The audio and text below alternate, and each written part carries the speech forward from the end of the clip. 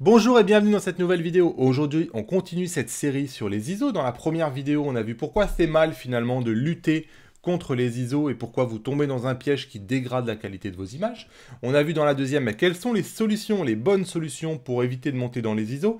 Dans la troisième, on a vu qu'est-ce que c'est d'avoir un capteur invariant et comment on en tire bénéfice. Et dans cette dernière vidéo, j'ai envie de parler des ISO étendus. Les ISO étendus, ils sont disponibles sur tous les appareils photo, Fuji, Sony, partout. Les ISO étendus, c'est tout simplement l'opposé des ISO natifs. Les ISO natifs, si vous voulez, c'est des ISO dans lesquels c'est une plage ISO dans laquelle l'appareil photo est optimisé, si vous voulez, pour, à l'intérieur de son mécanisme, faire une montée, une amplification du signal correcte.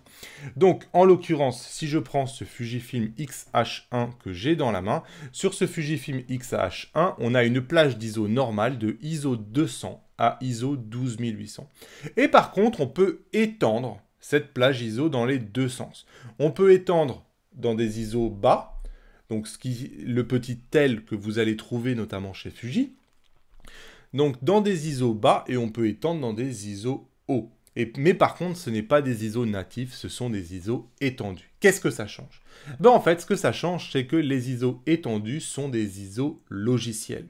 Ça veut dire que concrètement, si je décide de prendre une photo à un ISO étendu haut de 25 600 sur mon X-H1 ou de 51 200, qu'est-ce que va faire l'appareil photo? L'appareil photo, il va prendre un fichier RAW, il va prendre une photo à 12 800. Et ce qu'il va faire, c'est qu'il va, de manière logicielle, exactement comme si vous le faisiez sur l'ordinateur, il va ajouter 2 stops d'exposition supplémentaires. Et c'est une opération qui sacrifie 2 stops de dynamique. C'est-à-dire qu'en fait, vous n'avez rien gagné. Vous n'avez absolument rien gagné. Ça ne sert à rien parce que c'est logiciel. Par contre, dans une vidéo il y a 3 ans, je disais que les ISO étendus étaient simplement à proscrire, que c'était une perte de temps, parce que tout simplement on peut le faire sur l'ordinateur. Et en général, les ISO étendus, les constructeurs ne s'y trompent pas. Ça vous montre à peu près à partir de quand l'image devient complètement inexploitable. Donc quand vous sortez de ces ISO étendus, et notamment les ISO étendus vers le haut, c'est les plages ISO dans lesquelles vous êtes sûr d'avoir des images qui sont inexploitables, et même en post-traitement, vous allez avoir du mal à les récupérer. Ensuite, vous avez des ISO étendus bas. Ces ISO étendus bas, il y a 2 écoles. Il y a une école, et c'est ce que je vous disais dans une vidéo qui a quasiment 3 ans, on ne les utilise pas parce que ça ne sert à rien. Dans le sens où, encore une fois, si vous prenez une photo à ISO étendu bas, par exemple à ISO 100 sur le X-H1, alors que l'ISO natif est à 200, rappelez-vous ce que va faire l'appareil photo. Il prend une photo à ISO 100, à ISO 200, à ISO natif de X-H1, et il va travailler ce fichier RAW, et il va faire moins un stop. Donc, il va l'assombrir, si vous voulez, de moins un stop, ce qui va vous donner une photo à ISO 100. Mais c'est fictif, ce n'est pas des ISO natifs. Alors, je sais, et j'ai rencontré quelques photographes dernièrement, qui utilisent les ISO étendus bas. Tout simplement parce que ça va leur permettre de faire des poses longues plus longues, ça va leur permettre peut-être de ne pas mettre un filtre ND, des choses comme ça, et ils se sont rendus compte, en plus, que de manière générale, et j'ai vu un photographe, un grand photographe français qui utilise du Fuji et qui fait des tirages pour les expositions, qui m'a expliqué qu'il utilisait l'ISO étendu, en l'occurrence ISO 100 sur le X-H1 ou ISO 80 maintenant sur le X-T3, pour avoir une meilleure qualité d'image. Et en fait, on s'en rend bien compte, c'est-à-dire qu'il faut comprendre la manière dont sont distribuées les informations sur la plage dynamique et la manière dont c'est stocké dans un fichier RAW, c'est-à-dire que là où vous allez stocker le plus de détails, c'est sur la partie droite de votre histogramme. Et quelque part, le fait de demander à l'appareil photo de prendre la photo en ISO étendu, ISO 80 ou ISO 100 sur le X-H1, ça va vous permettre de quelque part, demandez à l'appareil photo de surexposer un peu votre image et de réexposer correctement. Et quelque part, de par cette opération-là, vous regagnez un peu plus de détails et un peu plus de qualité. Concrètement, si on regarde sur l'appareil photo, j'ai la même photo qui est prise ici à ISO 160 et ici à ISO 80 sur un X-T3. On peut voir que le temps de pause a doublé entre les deux, exactement comme on s'y attendait.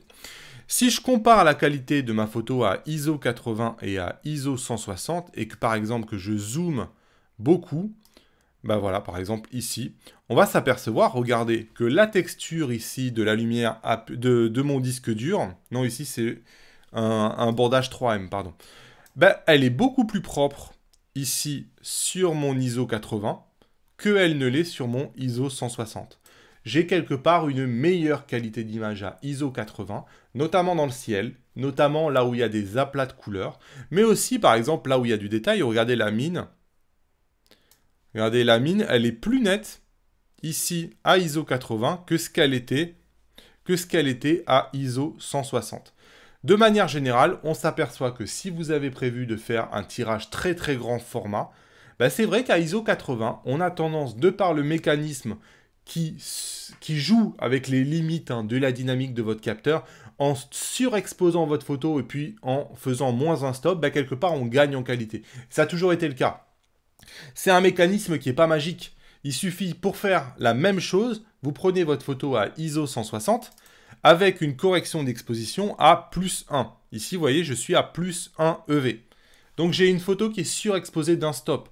Attention, je joue clairement avec les limites. Ça veut dire que je perds en dynamique parce que j'ai déjà grillé un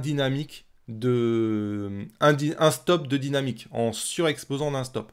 Et ici maintenant, si je voulais ma photo à ISO 80, ça veut dire que je sous-expose d'un stop.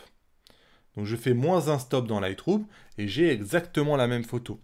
Et je vais m'apercevoir que si je compare ma photo prise normalement à ISO 160 et ma photo prise à ISO 160 mais avec une surexposition d'un stop que j'ai sous-exposé ensuite, eh ben j'ai une meilleure qualité sur la photo que j'ai sous-exposé un peu. On peut voir que, regardez la photo de droite, on a ces aplats rouges qui sont de meilleure qualité.